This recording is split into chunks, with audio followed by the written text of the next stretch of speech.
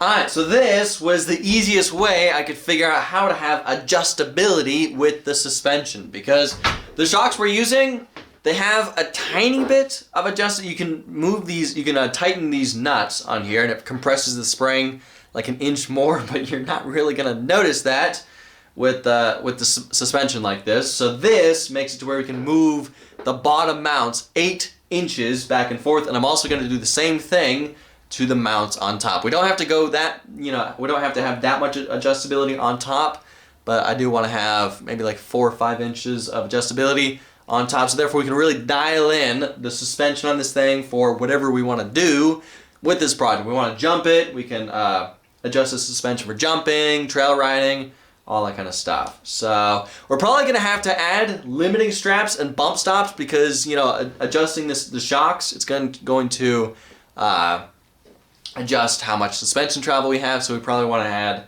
bump stops, limiting straps, all that kind of stuff, so therefore we can have a constant suspension travel and not have to worry about where the shocks are and all that kind of stuff, or if these the trailing arms are going to crash into something on here. So anyway, I want to put the shocks on to see what it looks like with all the shocks on here, then we can start working on finishing the trailing arms and getting all the cross bracing installed on here.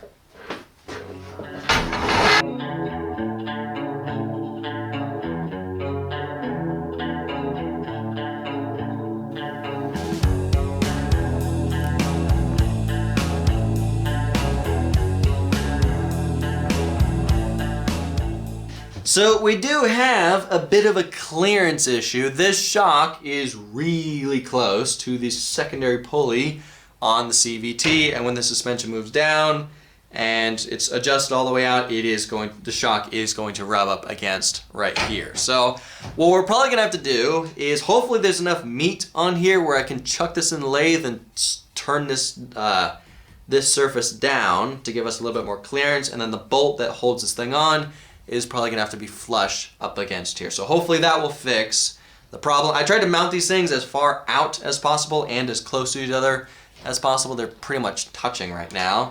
So now I was thinking about it, looking at this setup, and I'm like, there's a good chance that having 2 of these shocks for the rear suspension is going to be way too strong of suspension, because these shocks are super strong. They have a really thick spring. Having 2 of them, there is a chance that this setup is just way too strong. So if that's the case, what we can always do is because I'm pretty sure just one of these shocks is not going to be strong enough, because we're having to support the weight of the 670 way over the back end of this thing, and that's a lot of weight over there. So if this is way too strong, what we can simply do is replace one of these shocks on either end with a shock that has a thinner spring on it.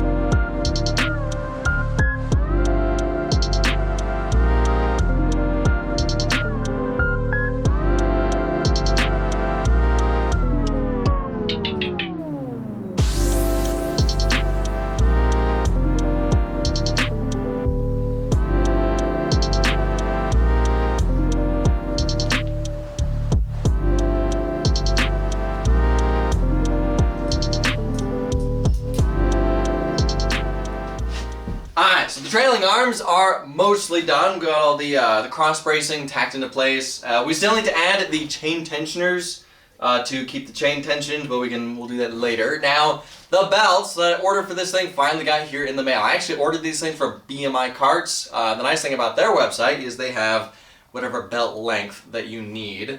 So I ordered 2 different lengths because I wasn't exactly sure what length I needed, and it looks like the longer one of the 2, which is this one, is the one that's going to work for this thing. It's still a little bit short, but it's long enough to where we can fine-tune exactly where the engine needs to be, and then finally tack the engine mount into place.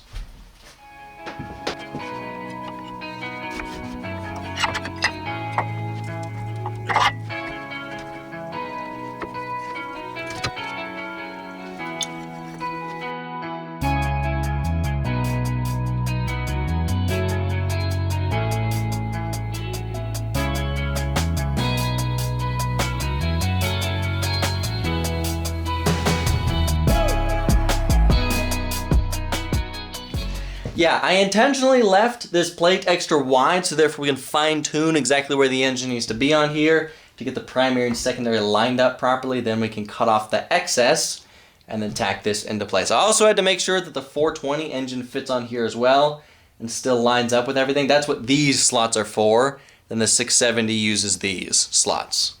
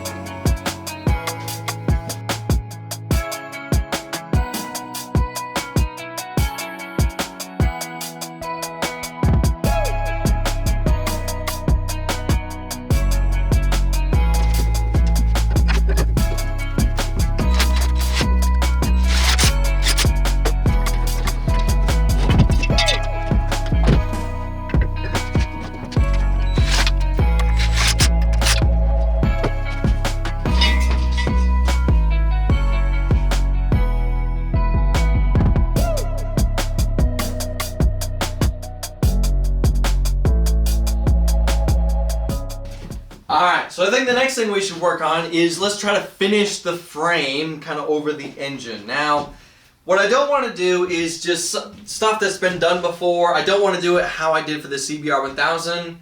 The easiest way to do this would just be have a hoop go out from here, out, over, then back, and then kind of just bend these up, have it connect up to here, and then have more hoops, you know, going up to here, from here, and all that.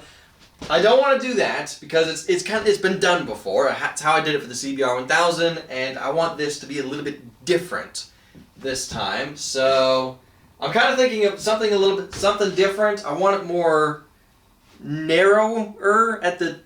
However we do this, we also need to make sure that we can get the engine out of the frame. That's kind of very important.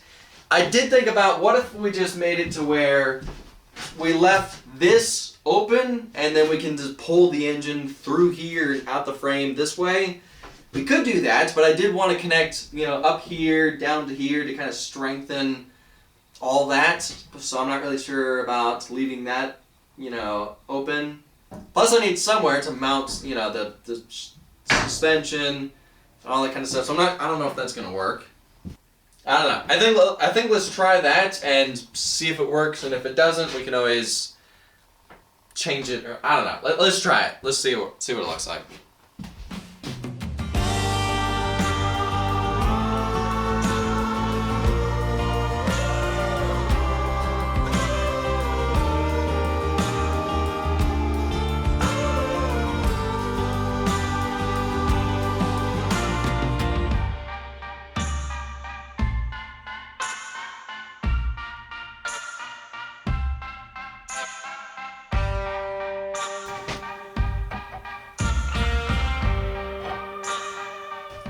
So now I'm thinking, what if I just build the frame how it was originally? I'll just have two pieces of tubing going from here down to here in kind of like a tail section kind of look, and then I'll have more tubes going from here over to here, and I'll just connect these up to here. I like that idea. It's keeping it original. It's sticking with the original look, as well as this means I still have room for a gas tank right here, and I don't have to make any of this frame removable because we can just simply pull the engine out from the side and not through the top. So I like that idea. I think it's going to be strong enough as long as I somehow add cross bracing through here, something like that. So yeah, I like that idea. Let's go with that.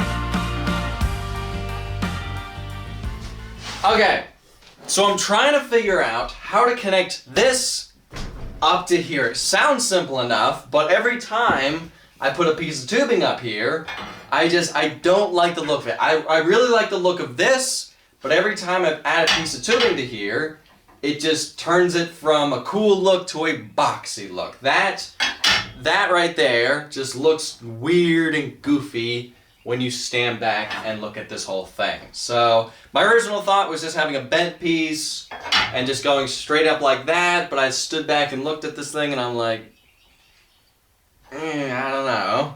Then I had a thought of what if I just had a sharp bend, or a sharp corner right here, and I did something like that, but that makes the boxy look even worse. Then I was thinking maybe different angles, or something like that. Then I had a thought about what about a curved piece, something like that, or even that. I could do that, up something like that. I'm more liking the look of that. I don't know. I don't know what to do at this point. Every time I like clamp something on here and I stand back and look at it, I don't know. So then I had a thought.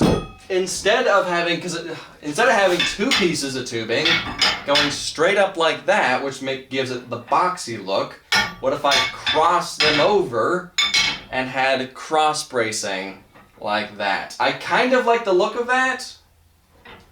I don't know at this point. Right now, I'm kind of tempted just to do one of them and, and then move on with something else. And if I hate it, I can always go back and change it to something else. So let's just pick one of them and try it and hope we like it.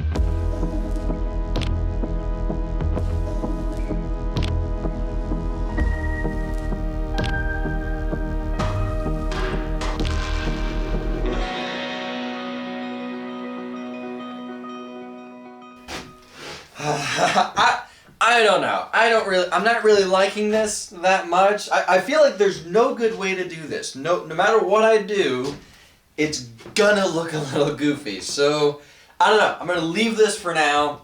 We can always come back to this later and change this if we want to, but let me leave it for now. Let's move on to other stuff.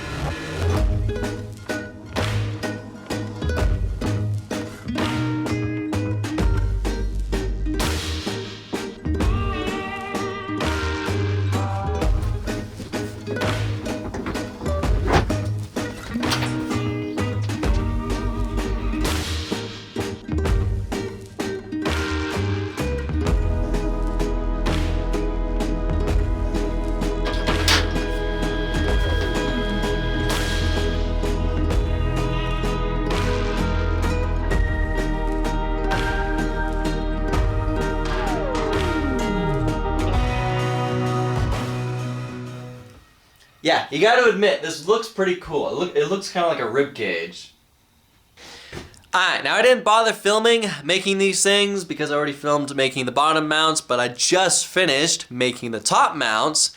Had to make 8 of these and then 4 of these. These have 5 inches of adjustability up and down. The bottom ones, again, have 7. So these things perfectly fit on the bars. We just tacked into place on here. So now all we got to do is just line these things up with the bottom shocks, tack these into place. Then we can test the suspension and see if it actually works or not.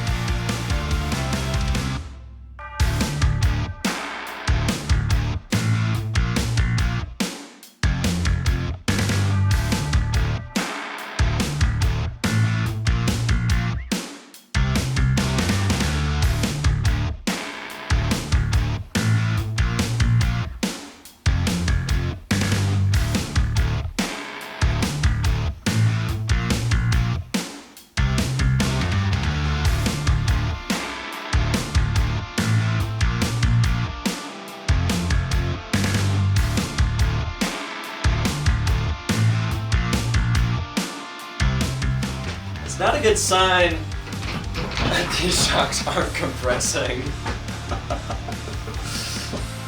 The suspension setup may be a little too stiff. Maybe. Yeah.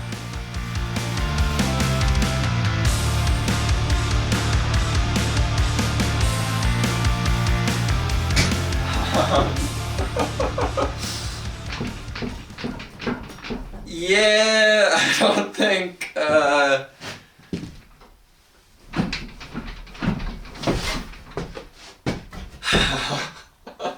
So maybe, just maybe, having 4 of these shocks for the rear suspension may have been a little too much and a little overkill.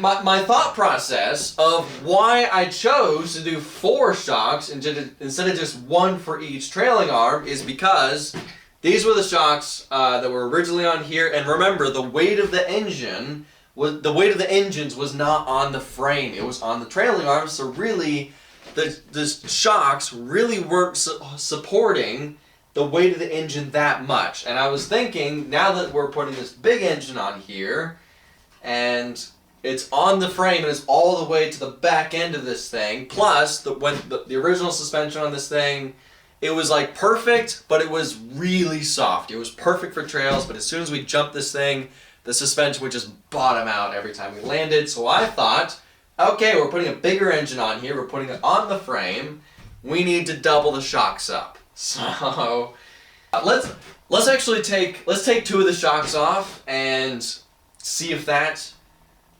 we may only need 1 shock for each trailing arm. So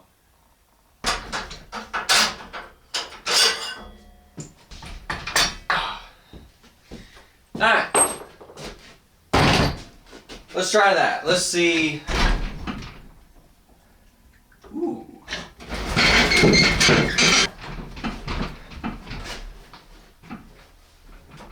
Ooh. So maybe just 2 of these shocks is strong enough and we don't need 4 of them. Which means, if that is the case, I wasted a lot of time cutting out a lot of these plates and drilling a lot of these holes.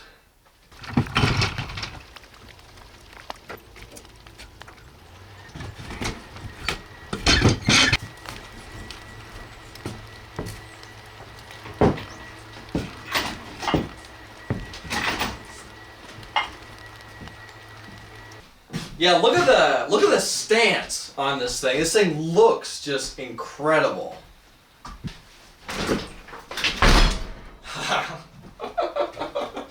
Oh yeah, look at that. This thing's ready for some jumps. Man, look at the suspension travel on the back of this thing. This is actually like perfect.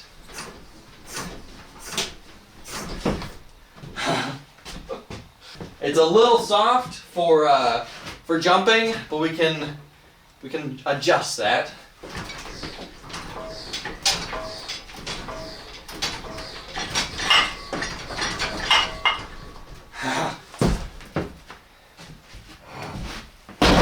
So yeah, clearly we didn't need 4 shocks on this rear suspension, and it only needs 2 of them. I'm not really sure what I was thinking when I originally thought this thing needed 4 of them, but you know what? At least we got it working in the long run. Now, originally I was thinking, okay, we don't need these mounts, let's cut them off. But then I thought, what if instead of I put shocks here, what if I put shock absorbers? What if I found some dampeners that can go in the place of because let's be honest, these shocks, these go-kart shocks, really don't have that great of dampening, and I do want to be able to jump this vehicle, and I don't want the rear suspension kind of slamming down. What I may try to find dampeners that are the same size as this, and see if we can use those for this project. So yeah, the rear suspension seems to be working great. It's standing a little tall right now, but if we want to, we can put limiting straps on here to get the frame down a little bit more, as well as this thing's definitely going to need some bump stops. I'm not sure how we're going to do that yet, but we definitely need to put bump stops on this thing. Yeah, I'm super glad I spent the extra time making all these mounts adjustable so therefore we can fine tune the suspension for jumping, trail riding, whatever we want to do with this thing. We can adjust the suspension for that. So anyway, this thing's now finally standing on its own. I can move it around. So what I'm going to do is I'm going to put this thing to the side. I'm really anxious to pull out the mini rock crawler build again and continue working on that vehicle. And then next video of this project, we get to finalize the trailing arms, figure out if we're leaving these shock mounts or if we're keeping them on. Then we need to do the gear shifter linkage, gas tank, and try to get this engine running. So anyway, that's going to have to be for next video of this project. For now, I got to end this video here. Thank y'all for watching. I'll see ya in the next video.